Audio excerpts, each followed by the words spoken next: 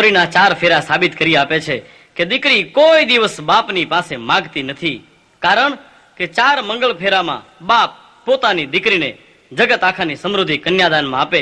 પહેલે ફેરે ગાયનું દાન આપે, દીકરીને ત્યાં દુજાણું રહે. બીજે ફેરે રૂપું આપે, ત્રીજે ફેરે સોનું આપે કે દીકરીને ત્યાં ભરેલા ભંડાર રહે. અને જ્યાં ચોથું મંગળ વર્તાય ને ત્યાં જગતનું મોટામાં મોટું દાન એવું કન્યાદાન આપે. તો દીકરાને દીકરીમાં ફરક એટલો કે દીકરીને વગર માગે બાપ આપે અને દીકરો માગે ત્યારે.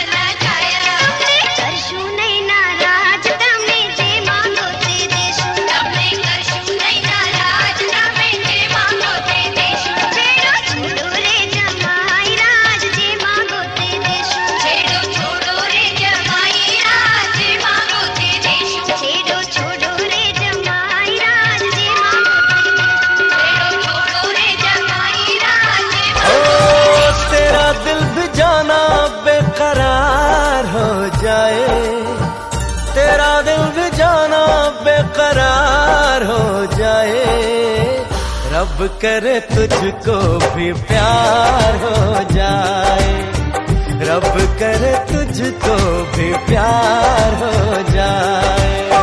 मेरा दिल भी तेरा तलबगार हो जाए, मेरा दिल भी तेरा तलबगार हो जाए, रब करे मुझको भी